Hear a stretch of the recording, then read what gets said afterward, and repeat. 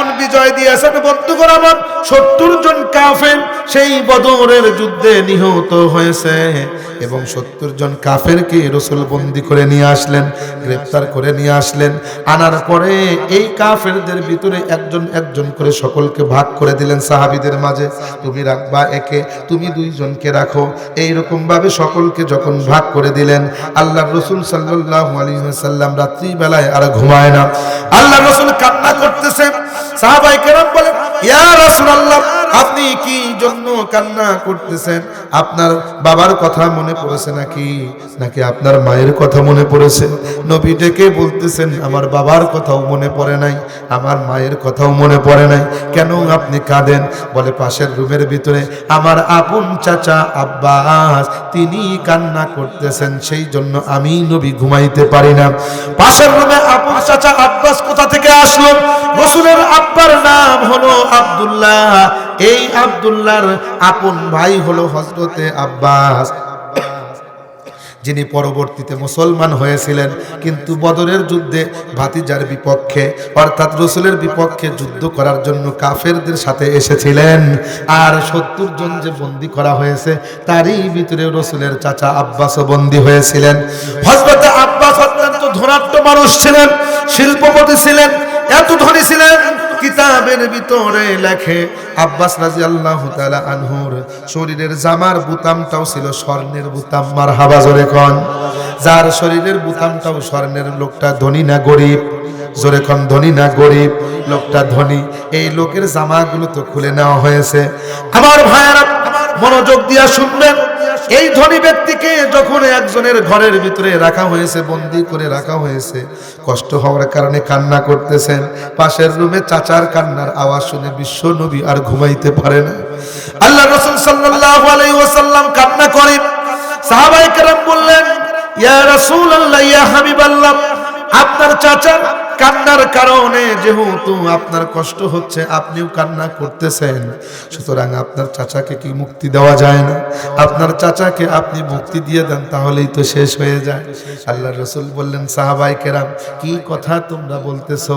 আমার চাচার জন্য যেমন আমার মায়া আছে, আমার চাচার জন্য যেমন আমার দরদ আছে, আরো 69 জন বন্দী যারা আছে আমার সাহাবীদের ভিতরে, তারাও তো কারো চাচা, কারো বাবা, কারো ছেলে। আমার চাচার জন্য যেমন মায়া লাগে আমার, তাদের জন্য তো তাদের আত্মীয়দের মায়া লাগে। সুতরাং আমার চাচাকে আমি ছেড়ে দেব আর তাদের চাচাদেরকে আমি ছেড়ে দেব না, এটা তো হতে পারে না। ইসলাম এমন অবিচার শিক্ষা দেয় না, বেইনসাফি করার জন্য তো আমি আসি নাই। ইসলাম হলো সকলের জন্য সমান, আইন সকলের জন্য সমান।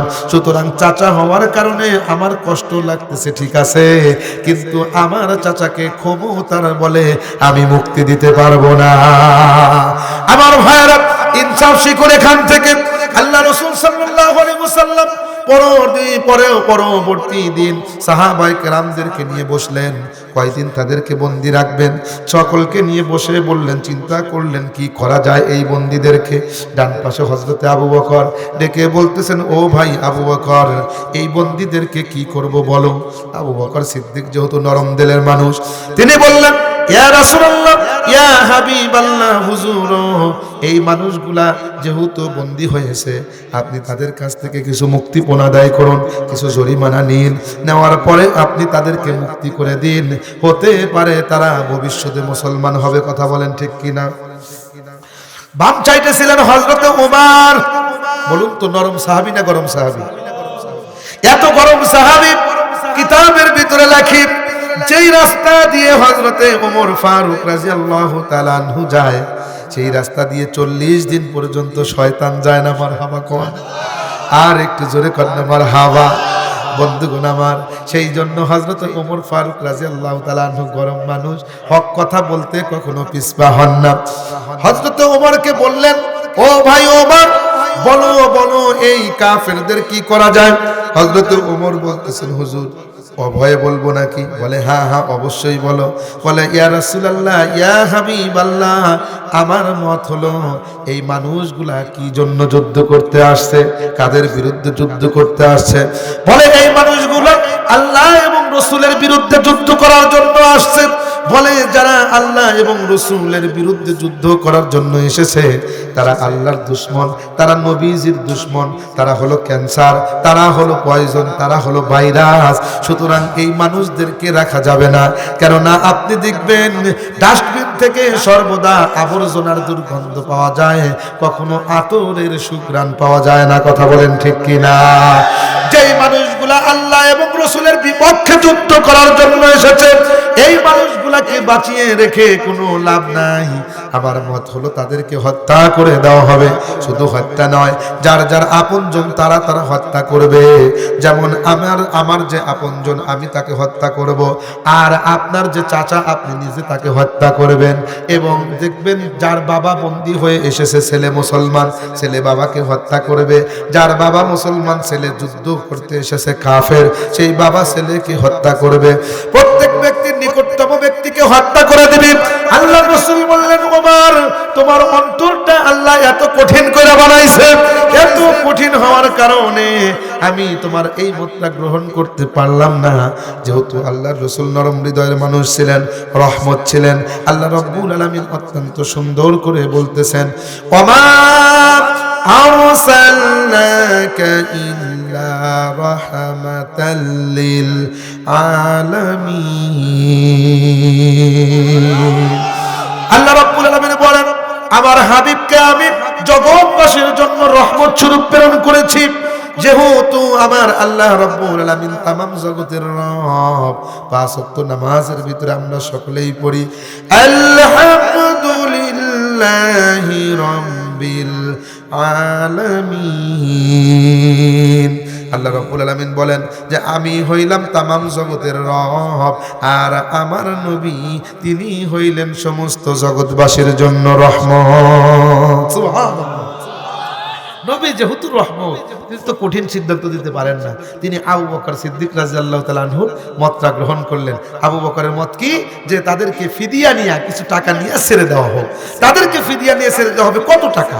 বলে প্রত্যেকের জন্য 400 দিরহাম। জোরে বলুন 4000 দিরহাম। কয় দিরহাম? 4000 দিরহাম। 4000 দিরহাম দিতে হবে সকলের জন্য। আর যারা ধনী তারা তার চাইতে বেশি দিবে।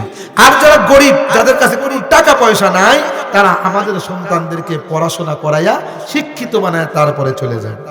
এখন বলতেছে আসো তুমি 4000 দিরহাম দাও, দিল 4000, তাকে মুক্তি দিল।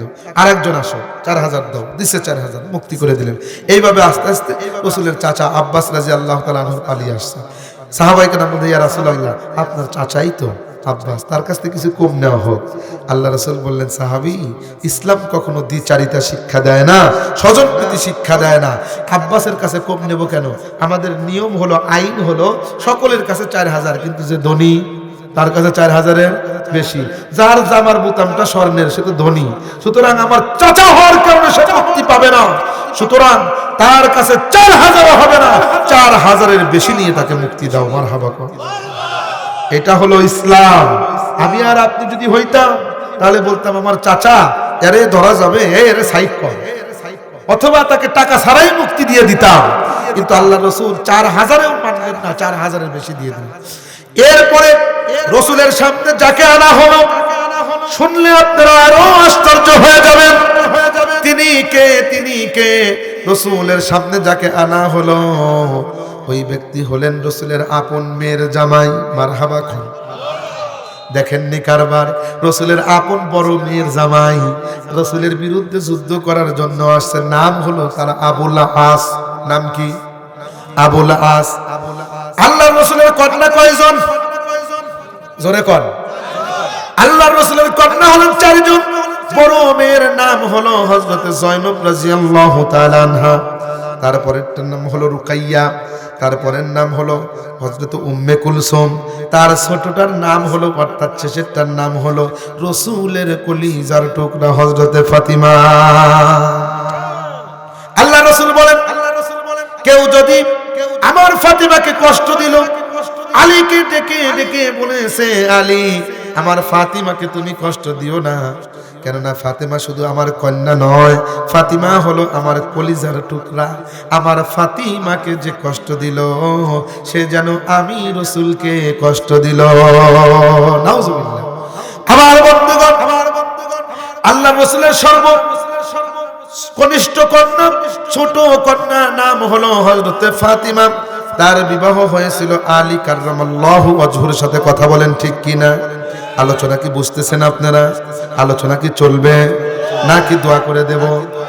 সম্মানিত হাজিরিন, আল্লাহ রাসূলের ছোট কন্যা, তার বিবাহ হয়েছিল হযরত আলী রাদিয়াল্লাহু তাআলা আনহুর সাথে। রুকাইয়ার বিবাহ হয়েছিল ওসমান গনির সাথে। রুকাইয়ার ইন্তেকালের পরে উম্মে কুলসুমের বিবাহ হলো ওসমান গনির সাথে, যার কারণে তাকে বলা হয় যুন্নুরাইন, দুই নূরের অধিকারী। আর বড় মেয়ে জয়নবের বিবাহ হয়েছিল ওই জামানার ভিতরে, ইসলামের পূর্বে, মক্কার বিশিষ্ট ব্যবসায়ী আবুল আসের সাথে, যিনি ওই সময় পর্যন্ত মুসলমান ছিলেন না। আমার বন্ধুগণ, পরবর্তীতে নিষেধ হয়েছে, কিন্তু ওই সময় পর্যন্ত বিবাহ বৈধ ছিল। আমার ভাইয়েরা মনোযোগ দিয়ে কথাগুলো শোনার চেষ্টা করবেন। ওই রসুলের মেয়ের জামাই রসুলের বিপক্ষে যুদ্ধ করার জন্য যখন এসে গিয়েছে, আল্লাহ রসুলের সামনে হাজির করা হলো, বন্দিত হয়েছে। আমি আর আপনি হইলে কি করতাম, যে এইটা হলো মেয়ের ঘর, এইটা ভাঙা যাবে না, তাড়াতাড়ি সাইড কর। কথা কন ঠিক কিনা? নিজের মেয়ের জামাইকে সাইড করতাম, কিন্তু আল্লাহর রাসূল তো অবিচার করবেন না। রাসূল ইনসাফ প্রতিষ্ঠা করার জন্য এসেছেন। কথা বলেন ঠিক কিনা? কেননা আল্লাহর রাসূলের এমন ইনসাফ, মা হালিমাতুস সাদিয়া বলেন, বিশ্ব নবীকে যখন আমেনার কাছ থেকে যখন আমি নিয়ে আসলাম ছোট্ট মুহাম্মদকে দুধ পান করানোর জন্য, আমি দুধ পান করাচ্ছিলাম। ওই সময় আমার আর একটা ছেলে ছিল, নাম ছিল তার আব্দুল্লাহ। আমার আব্দুল্লাহ এক স্তন থেকে দুগ্ধ পান করত, বাম স্তন থেকে আব্দুল্লাহ দুধ পান করত, আর ডান স্তন থেকে মুহাম্মদ দুধ পান করত। আমি কখনো দেখি নাই আমার মুহাম্মদ ডান স্তন বাদ দিয়ে বাম স্তন থেকে দুধ পান করেছেন, এমন কোনো দিন হয় নাই। অর্থাৎ তিনি সর্বদা তার নিজের ডান স্তন থেকে দুধ পান করেছেন। এটার দ্বারায় বোঝা যায় বিশ্বনবী দুনিয়ার ভিতরে ছোট্টবেলায় থেকে ইনসাফ প্রতিষ্ঠা করেছেন। তিনি এইটা বুঝিয়ে দিয়েছেন, বাম সাইডেরটা হলো আমার ভাই আব্দুল্লাহ, ওইটা তার হক, আমি তার হককে নষ্ট করতে চাই না। ডান সাইডের স্তনটা হলো আমার হক, যার কারণে বিশ্বনবী ওইটাই ব্যবহার করতেন, ওইটা থেকে দুগ্ধ পান করতেন। আমার নবী যেহেতু দুনিয়ার ভিতরে ইনসাফ কায়েম করবেন, যার কারণে ছোট্ট থেকে নবীর মাধ্যমে এইটা শিক্ষা দিয়েছেন। সুবহান সুবহানাল্লাহ। আমার ভাইরা, আল্লাহ রাসূল সাল্লাল্লাহু আলাইহি ওয়াসাল্লাম আবুল আসকে দেখা মাত্রই বললেন, আবুল আস 4000 কই তাড়াতাড়ি করে দাও। আবুল আস বলতেছে, ইয়া রাসূলুল্লাহ, একটা টাকাও আমার কাছে নাই, একটা দিরহামও আমার কাছে নাই। আল্লাহ রাসূল বললেন, দিরহাম যদি না থাকে তোমার মুক্তিও নাই। মারহাবা, জোরে কোন। জামাই হওয়ার কারণে তুমি মুক্তি পাইবা না, কারণ এখন তুমি ইসলামী কোর্টের উপরে দাঁড়িয়েছো। আমি হইলাম জজ, বিচার করতেছি, আর তুমি হইলা আসামি। ইসলামী কোর্টের আইন হবে কোরআন দ্বারা। জোরে কোন কি দ্বারা? আর একটু জোরে বলুন কি দ্বারা? কোরআন দ্বারা বিচার হবে। সুতরাং কোরআনের ভিতরে অবিচার নাই। আল্লাহ রাব্বুল আলামিন বলেন, ইন্নাল্লাহা ইয়া'মুরু বিল আদল। আল্লাহ রাব্বুল আলামিন ন্যায় বিচার করার জন্য আদেশ করেছেন। আমি ন্যায় বিচার করার জন্য বসেছি। বন্ধুগণ আমার, এমন ন্যায় বিচার যদি দেশের কোর্টগুলোর ভিতরে থাকতো, তাহলে নিরীহ মানুষ কখনো জেল খাটতো না। কথা বলুন ঠিক কিনা? বর্তমান আমরা দেখতেছি অপরাধীরা ঘুরে বেড়ায়, চোর ডাকাত করে বেড়ায়, কিন্তু হত্যাকারী ওলামায়ে কেরাম এবং নিরীহ মানুষেরা জেলখানার ভিতরে বন্দী থাকে। ও বন্ধুগণ আমার, এমনও দেখেছি পরিমণি জেলখানা থেকে হাতে মেহেদি নিয়ে বের হয়, আর ওলামায়ে কেরামের হাতে ডান্ডা বেরিয়ে হয়। কথা বলুন ঠিক কিনা? এমন প্রহসনের বিচার আমরা দেখতে চাই না। যুগে যুগে যদি কোরআন দ্বারা যদি বিচার হইতো, ন্যায় বিচার যদি হইতো, তাহলে দেশটা একদম স্বর্ণের দেশ হয়ে যাইতো, দেশের ভিতরে শান্তি নাজিল হয়ে যাইতো। কথা বলুন ঠিক কিনা? হাদিসে এসেছে, যেই দেশে বিচার নাই সেই দেশে শান্তি, যেই দেশের ভিতরে বিচার নাই, ন্যায় বিচার নাই, সেই দেশে রহমত নাই।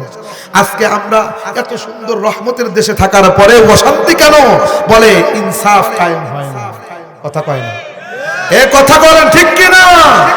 দেশের ভিতরে ইনসাফ কায়েম হোক, আমরা কি চাই? কারা কারা চান? যারা যারা চান, আমাদের পক্ষে যারা যারা আছেন, তো হাত তুলে আল্লাহকে দেখা। লিল্লাহি তাআলা। সম্মানিত হাজির,